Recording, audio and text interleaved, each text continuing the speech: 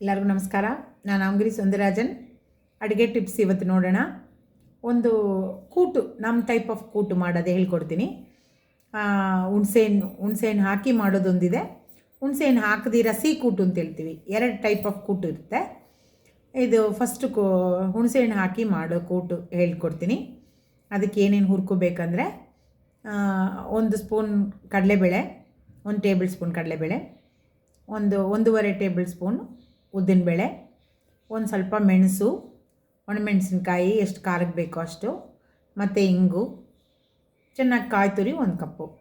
ಇದನ್ನೆಲ್ಲ ಸ್ವಲ್ಪ ತುಪ್ಪ ಹಾಕ್ಕೊಂಡು ಹುರಿದ್ರೆ ವಾಸನೆ ತುಂಬ ಚೆನ್ನಾಗಿರುತ್ತೆ.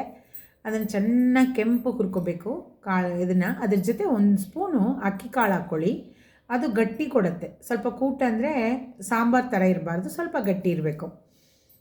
ಇದನ್ನೆಲ್ಲ ಹುರ್ಕೊಂಡು ಚೆನ್ನಾಗಿ ಕೆಂಪು ಹುರ್ಕೊಂಡು, ಆಮೇಲೆ ಕಾಯಿ ತುರಿನೂ ಹಾಕ್ಬಿಟ್ಟು ಕಾಯಿ ತುರಿನೂ ಚೆನ್ನಾಗಿ ಹುರಿಬೇಕು, ವಾಸನೆ ಬರೋ ಥರ. ಆವಾಗ ಇನ್ನೂ ತುಂಬ ಚೆನ್ನಾಗಿರುತ್ತೆ.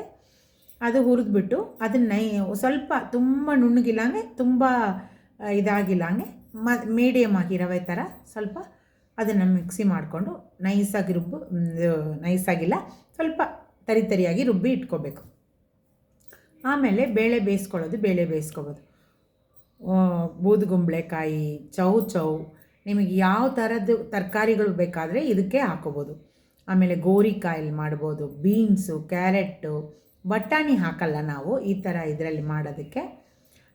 ಈ ಥರ ಮಿಕ್ಸ್ ತರಕಾರಿಗಳಲ್ಲಿ ಸ್ವಲ್ಪ ನೋಡಿಕೊಂಡು ಹಾಕೋಬೇಕು.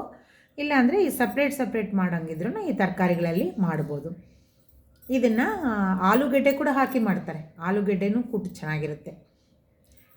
ಆಮೇಲೆ ಇದೆಲ್ಲ ತರಕಾರಿ ಬೇಯಿಸ್ಕೊಳ್ಳೋದು, ಒಗ್ಗರಣೆ ಕೊಡೋದು. ಒಗ್ಗರಣೆ ಕೊಟ್ಬಿಟ್ಟು ಹುಣಸೆಹಣ್ಣು ಒಂದು ಸ್ವಲ್ಪ ನಿಂಬೆಹಣ್ಣಷ್ಟು ಹುಣಸೆಹಣ್ಣು ನೆನೆಸ್ಕೊಳ್ಳೋದು.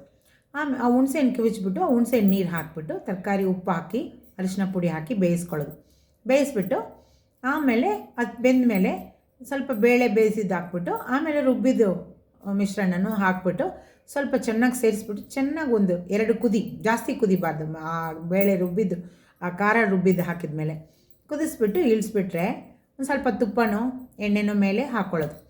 ತುಂಬ ಸೂಪರಾಗಿರುತ್ತೆ. ಇದು ಮಾಡ್ಕೊಂಡು ಒಂದು ಸತಿ ತಿಂದುಬಿಟ್ಟು ನನಗೆ ಕಮೆಂಟ್ ಮಾಡಿ, ಸಬ್ಸ್ಕ್ರೈಬ್ ಮಾಡಿ, ಶೇರ್ ಮಾಡಿ. Thank you.